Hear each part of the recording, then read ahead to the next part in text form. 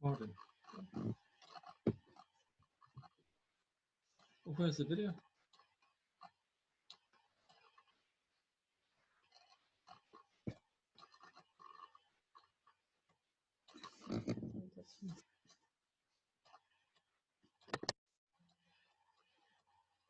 Where's the video?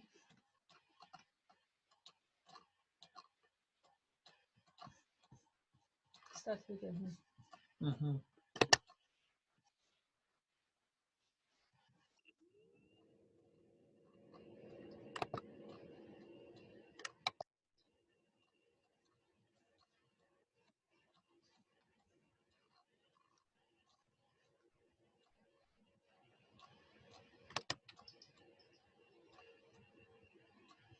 How do I put the...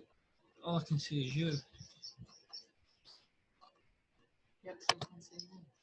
That's all I can see. Yeah. Oh, that's good.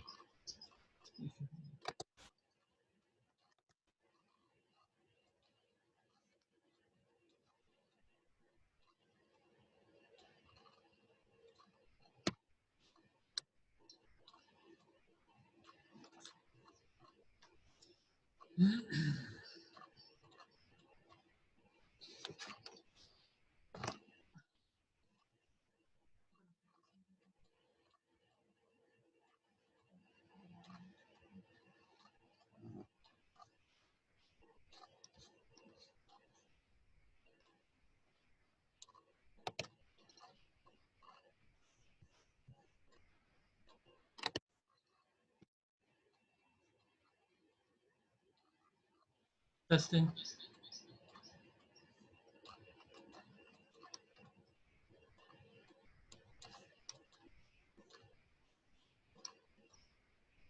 Is everybody muted automatically?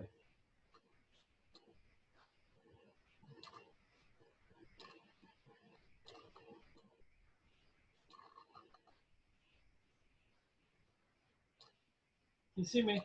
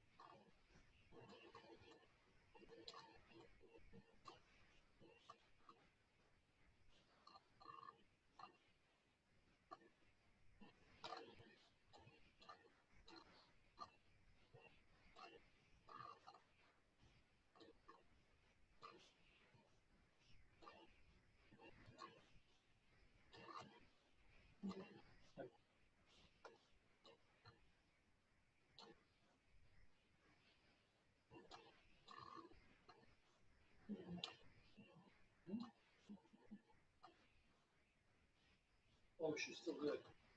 Just the content.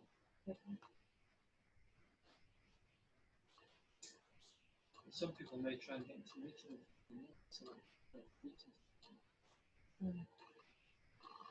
remember, we'll have to take off. Take one from over there while I'm doing the make use of use of an open door.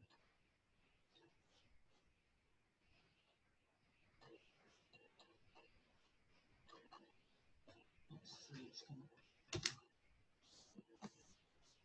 Someone's here.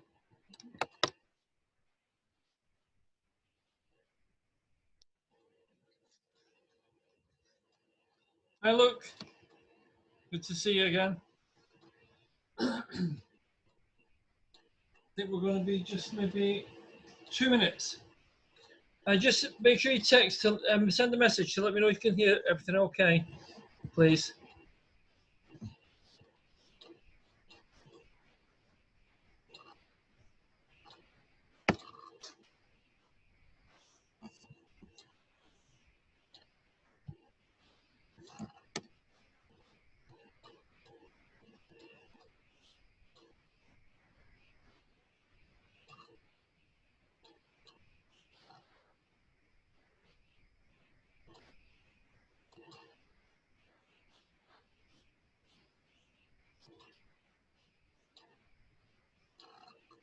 Is it 7 till 12?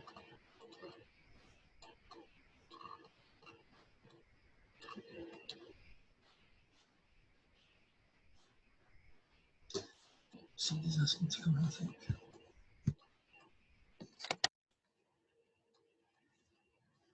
Hi, Luke.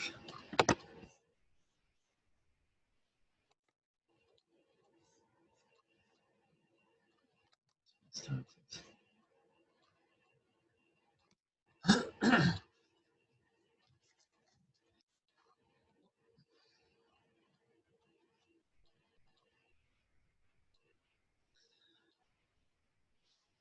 Hi guys, this is Alan Forrest Smith, writer and author from Master and Man Books, with our third webinar in the series. And I thought we'd discuss tonight, we did actually say 7 ideas or 7 topics or 7 things you can write about in your book. But let's just take it as far as we can go, but we only have we have a limited amount of time, remember, so I can't cover everything because there is literally, I mean, those shelves behind us, there's literally hundreds upon hundreds of things you can write about. So what I want to do is I want to give you some ideas. Now, when I first started to get seriously into writing, I'd written a couple of kind of self-help things and business things also. But what I really hadn't written was real stories as such. So my first venture into story writing was what they call novellas or short stories.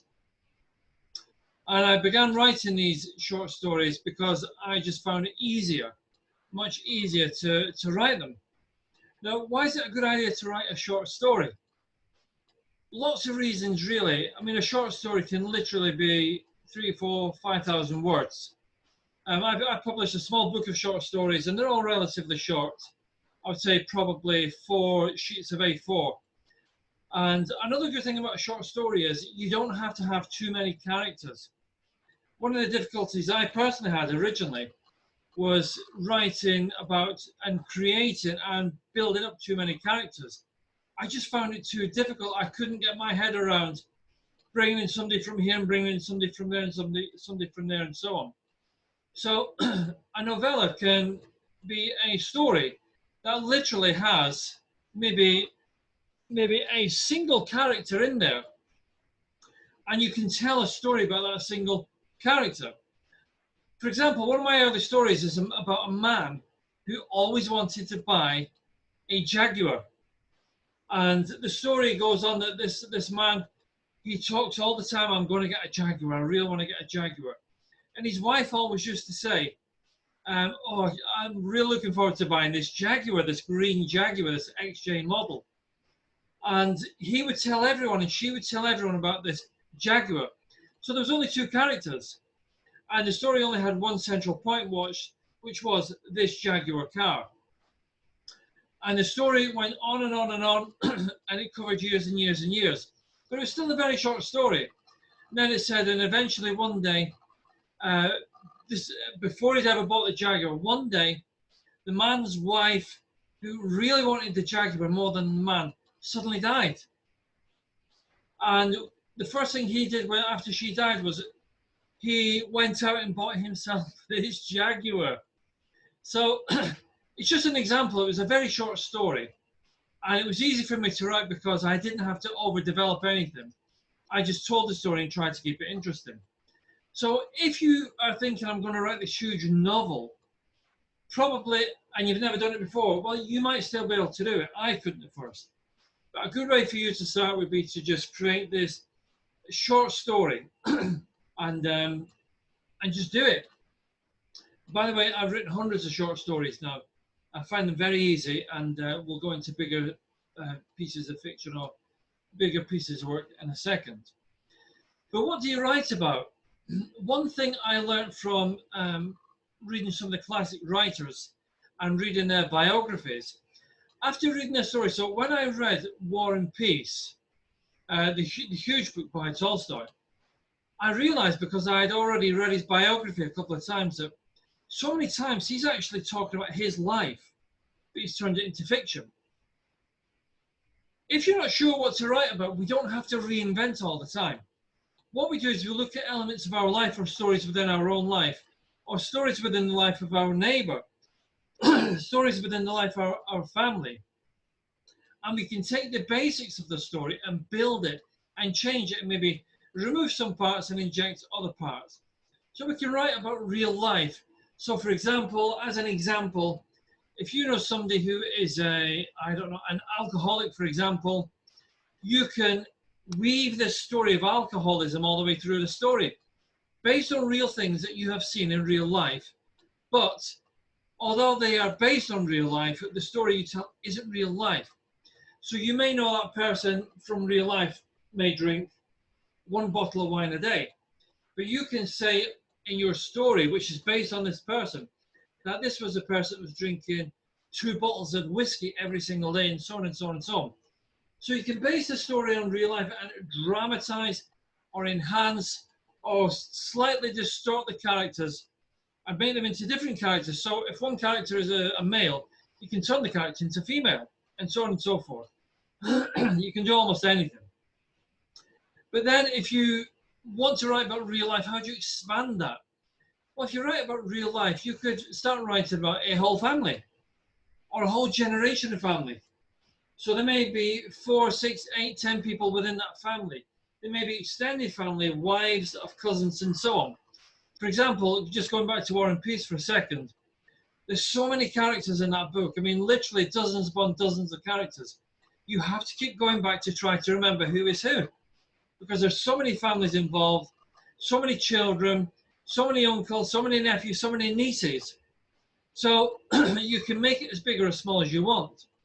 Yet, one thing I know from that particular book was plenty of times he was writing about real people, because he mentions them in his biography. They have different names, but you can identify these characters very, very easily. So you can turn it into a huge family drama of any kind of drama you want, from murder to divorce to debauchery, whatever you like. But you can still base it on family. Now, recently I started to watch SAS Who Dares Wins on TV, and I realized the guy in that TV series has some books. So his first book is a book about war and a book about being in the SAS. And quite honestly, a book about doing some dreadful things to survive during those wars. So his story is about war. He wrote a story about war.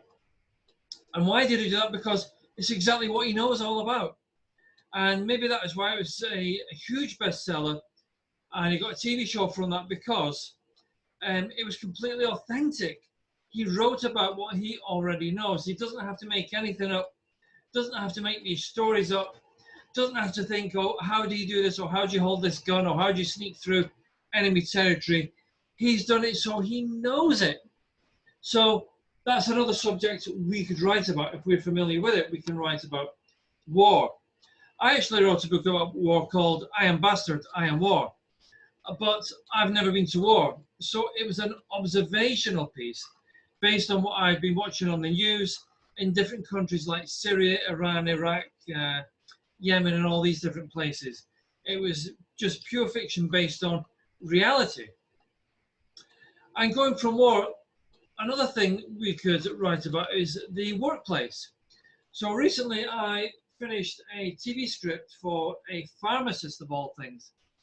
And the TV show is called at the moment Call the Pharmacist, because people call the pharmacy and ask for advice. So the stories in her original book are all about the history of pharmacy and being in a pharmacy. Her father opened up his first pharmacy. I can't actually quite remember if it was 1942. In 1942, and so she had all these stories of her father doing this, being a very young man just coming out of the army, and his wife in the background eventually until the woman was born. And she wrote this book which is full of all these wonderful stories up until her father passed away and she took on the business. And the TV screenplay is actually based on when she took over the business in 1982. So it's a book about the workplace, which again is another subject. And, you know, or we could write about reality. When I say reality, I mean unreal reality, We see so many of these reality TV people writing books now. I don't know what they're writing about because I've never read one. But what I do know is they are best-selling books. People love them. People want to read them. And you may have a story which is a little bit out there. You know, you may have done something in your life, in your real reality life. You may have done something in your life which is worth talking about. It may just be a single piece, a single story, where one thing led you from here and led you to there, and that thing from here led you somewhere else, led you somewhere else, that led you somewhere else, so eventually you reach this place. And that is how you put together a reality type of story. You could write about philosophy, something I love to write about. Philosophy is taking thinking a step further, hopefully, where we try and find out more understanding and more meaning to life, more meaning to cataclysmic events, more meaning to the way people behave, human beings behave, and why they behave a certain way, and why they should or they shouldn't behave. But it doesn't really offer an opinion, it offers an observation on a pure form of human thinking, or it tries to. So if you are philosophical by nature, you like to question everything, maybe think about writing a book on philosophy. Or how about self-help? If you have been through an event in your life, or a business thing in your life, or something in your life, that you know that when you solved this, you could help tens of thousands of others. Why aren't you sharing the story through a publication, a book? That is something you can write about. Write about your story, write about where you came from, where you've been, how you got there. Write about this dramatic event that took place in your life. Share the story, how you recovered, how you got through that dramatic event, and how you recreated things in your life, and how every moment or every event in that moment of recreation can help someone else. I did just that with a book I wrote called Deliberate Recreation. That was a book about deliberately recreating your life after a traumatic event, or in my case, a traumatic event or two or three in life, and making a full recovery from those things.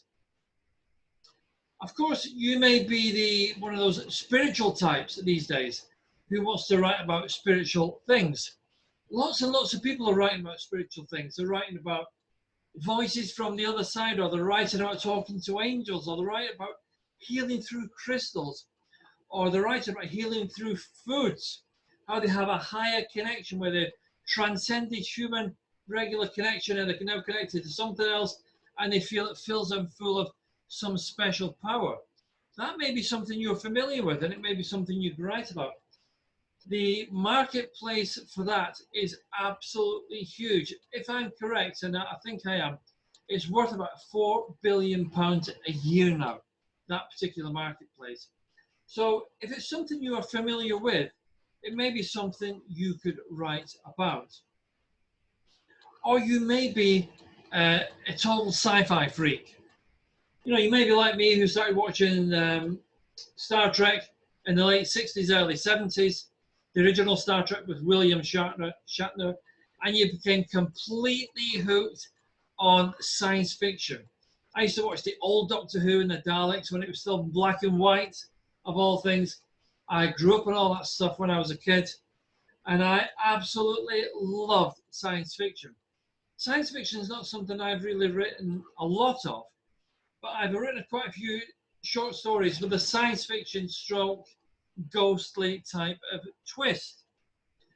Again, if that is something you are into, something you can develop in your head, because one thing about being a science fiction writer, you have to be a good futurist. You have to see what could possibly happen in the future from today. So you have to observe what is going on the planet right now with human beings. You have to observe where they are going. That's why we have so many films these days about Mars, life on Mars, living on Mars. You know, we had the big film with Matt Damon, the Mars film.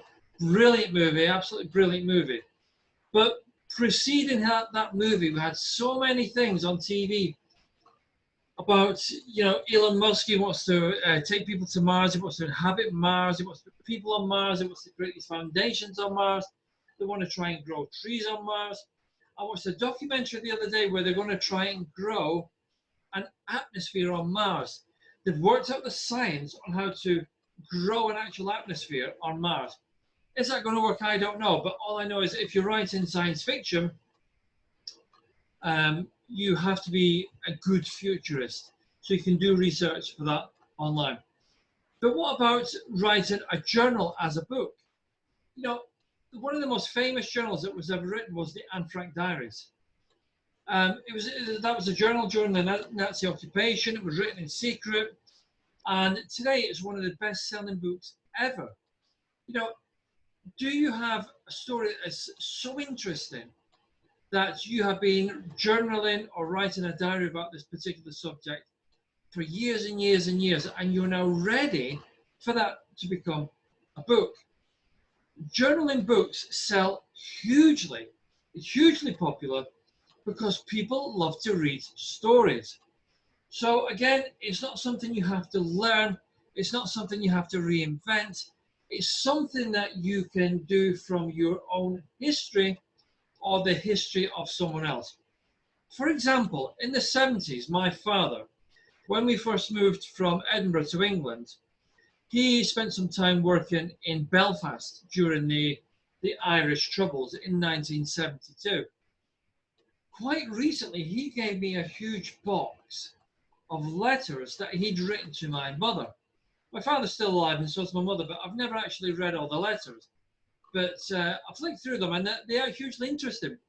And really, it's a love story put in journal form, in true life format, which documents this time period when my father was a prison warden, terrified for his own life because he had a gun put down his throat one day also. It was a terrifying experience. And where he documented and wrote about his love for my mother throughout this period of time. So, and what about travel books? I mean, these days, especially through Instagram, you know, we travel so extensively. I mean, we actually just jumped on a plane, flew to Oslo for 24 hours. Why? Because you can do that. There's no other reason. Because you can do it. Instead of going to Manchester and shopping at the Christmas market there, we decided to take my daughter for her birthday on December the 5th. We all jumped on a plane, flew to Oslo, had the birthday, just going around the Christmas markets. We went to sleep that night and we flew back home. If you're the type of person who travels all the time and does a lot of traveling and comes, say, down the Silk Road, say from China, and through all these different countries, through the Caucasian Mountains, Russia, and into Turkey and all these different places, you may have some remarkable stories to tell. But you can travel through Wales and still write a travel book. You don't have to go far and broad to write a travel book. But going back to the point, it's another subject you can write about. And of course, we covered it last week, so this is very quick. You know, you can write your biography. Some people think they have to write a biography that documents from the end of life going all the way back. But actually, a biography is just a period of time.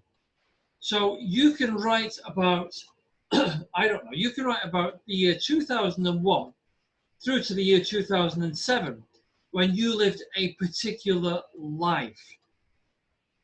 And that's the biography of that period of time. So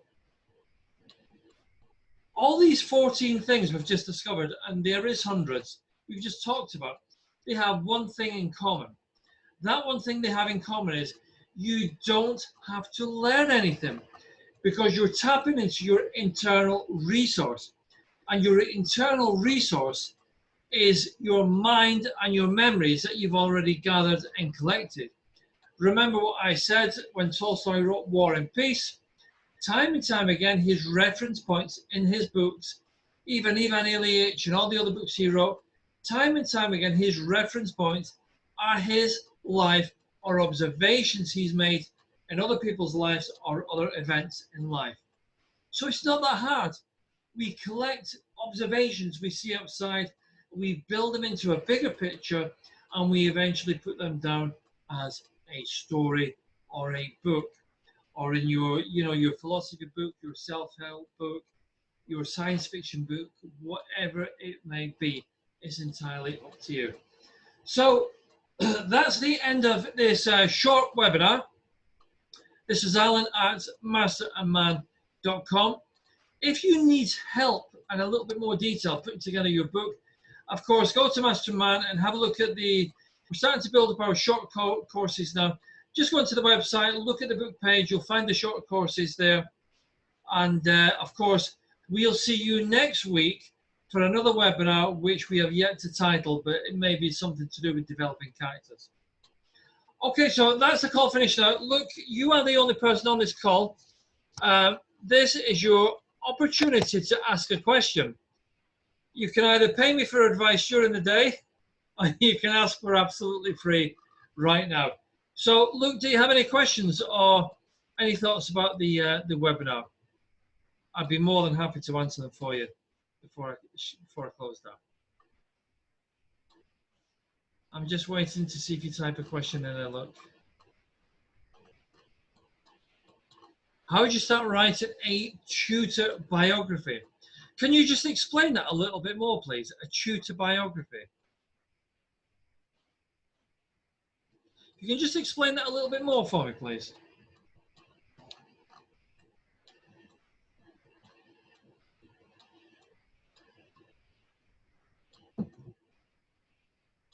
Okay.